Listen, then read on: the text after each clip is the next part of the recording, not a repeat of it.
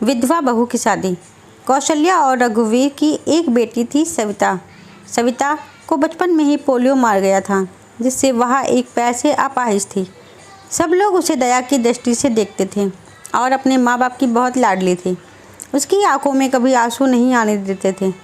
सविता अपाहिज जरूर थी, लेकिन सभी कामों में कुशल थी। स्कूल में भी वह सभी अध्यापकों की प्रिय थी। एक दिन कौशल्या बोली, सुनो जी, सविता की 11वीं पास हो गई है। हमारी बेटी दिव्यांग है, उसके लिए भी ऐसा ही लड़का ढूंढना पड़ेगा। लगता है उसकी शादी करने में बहुत मुश्किलें आएंगी, इसलिए अभी से लड़का ढूंढना चालू कर दीजिए। इसीलिए अभी से लड़का ढूंढना शुरू कर दो। हाँ कौशल्या, सही कहती हो। सविता कितनी सुंदर और सर्वगुण संपन्न है, लेकिन पैर की वजह से मेरी बेटी की ज़िंदगी खराब हो गई। सविता ने अपने माँ और बाबूजी की बात सुन ली और पास आकर बोली, बाबूजी, क्या मैं आप सब पर बोझ हूँ?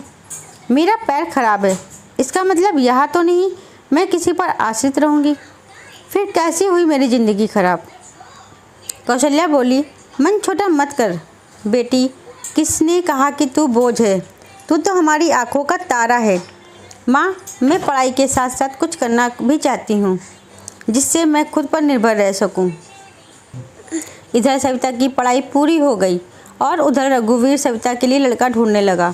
सविता के लिए परेश का रिश्ता आया। परेश रसायन फैक्ट्री में काम करता था। परेश अपनी माँ रमा और अपने पिताजी मुकेश के साथ सविता को देखने उसके घर आया। मुकेश बोला, अरे बेटा, लड़की का तो पैर खराब है। पिताजी, अगर मैं दिव्यांग लड़की से शादी करूँगा तो मुझे किसी का जीवन संभालने का सौभाग्य मिलेगा। ठीक है बेटा, तेरी ज़िंदगी है, जो भी फैसला हो सोच संभल कर लेना। परेश बोला, देखिए सविता जी, मैंने आपकी जितनी तारीफ़ सुनी, मैं खुद को आपसे मिलने से नहीं रोक पाया। क्या आप शादी के लिए राज़ी हैं? परेश जी, मैं एक अपाहिज लड़की हूँ और आप पूर्ण रूप से स्वस्थ हैं। क्या आप एक अपाहिज लड़की को स्वीकार करेंगे? परेश बोला, सविता, मैं ज़िंदगी भर आपका सहारा बनने के लिए तैयार हूँ, अगर आपको ऐतराज़ ना हो तो। सविता बोली, अगर आप तैयार हैं तो मैं खुश नसीब हूँ कि मुझे आप जैसा जीवन साथी मिलेगा। सविता और परेश की बहुत धूमधाम से शादी हुई।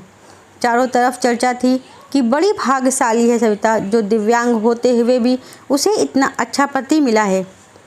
बहू, आज तुम्हारा पहला दिन है, इतनी जल्दी कैसे उठ गई? आराम से उठ जाती। माँ, मुझे जल्दी उठने की आदत है, मैंने नाश्ता बना दिया है, आप सब लोग नाश्ता कर लीजिए। रमा हैरान थी कि एक पैर खराब होते हुए भी सुबह उठकर नाश्ता भी बना दिया। इसी तरह सविता ने थोड़े ही दिनों में सारी जिम्मेदारी अपने ऊपर ले ली। सविता से सभी बहुत खुश थे। परेश, तेरी बीवी लाखों में नहीं करोड़ों में एक है।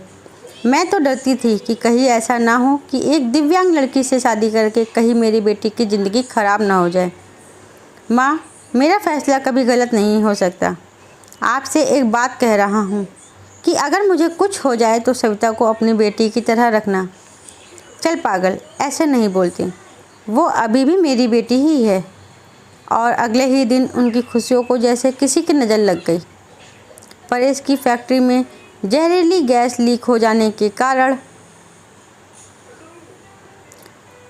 कई लोगों की मौत हो गई, जिनमें परेश भी शामिल था। जब ये खबर परेश के घर पहुंची, तब घर में हाहाकार मच गया। लेकिन सविता तो जैसे पत्थर सी हो गई।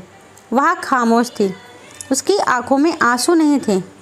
वह परेश को यूं ही फटी आंखों से देखती रही। कुछ औरतों ने उसे हिलाते हुए कहा, बहू रो ले, देख परेश को, वह मर गया है, अगर रोएगी नहीं तो पागल हो जाएगी।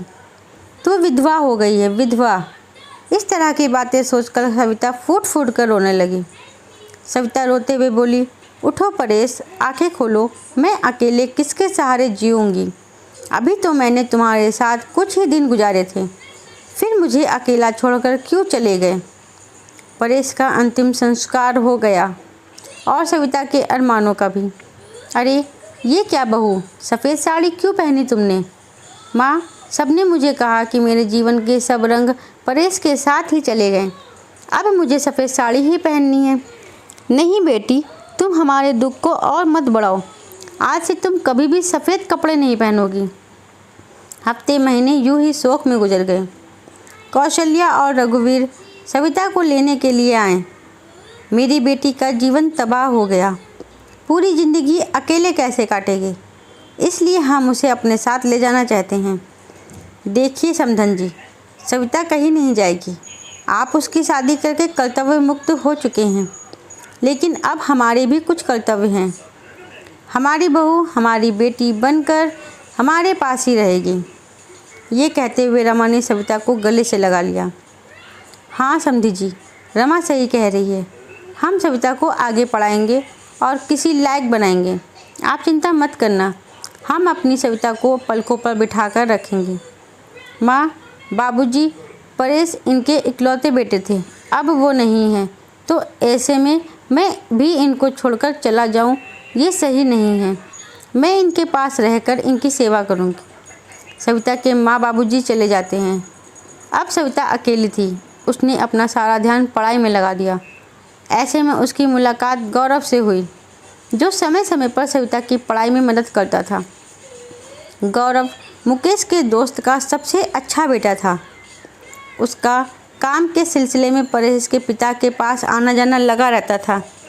गौरव इंजीनियर था और बड़ा ही शालीन स्वभाव का संस्कारी लड़का था।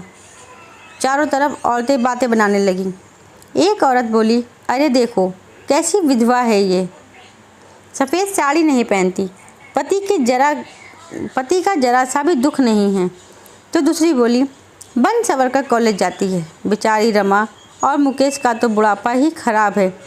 तीसरी औरत ने कहा, पहले इस लड़के का घर में आना जाना ठीक था, लेकिन अब परेश नहीं है तो इससे जवान विधवा बहू के घर नहीं आना चाहिए।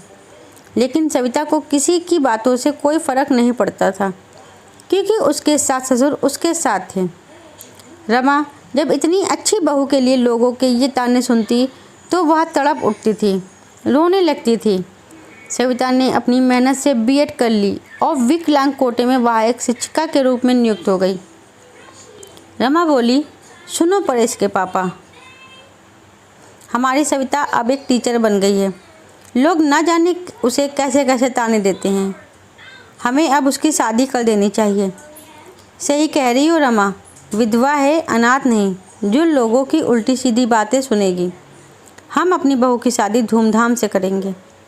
मुकेश ने जब अपनी बहू की रिश्ते की बात जब कुछ लोगों से की, तब लोग कहते, अरे मुकेश तू पागल तो नहीं हो, विधवा बहू की शादी करना चाहता है तू? हाँ, मैं उसकी शादी करना चाहता हूँ, उसकी ज़िंदगी से विधवा शब्द हमेशा के लिए मिटाना चाहता हूँ। तभी गौरव ने आ कर के कहा, अंकल अगर आप सविता के काबिल समझे तो मैं आपके बहू से शादी करने के लिए तैयार हूँ। गौरव तुम? हाँ मैं।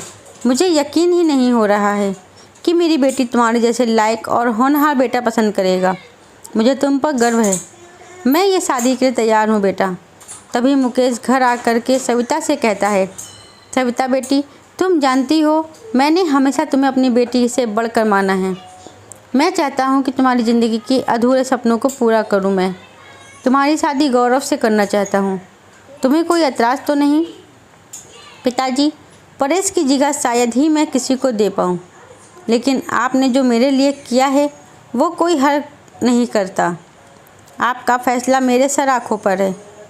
जैसा आप कहे मुझे मंजूर है।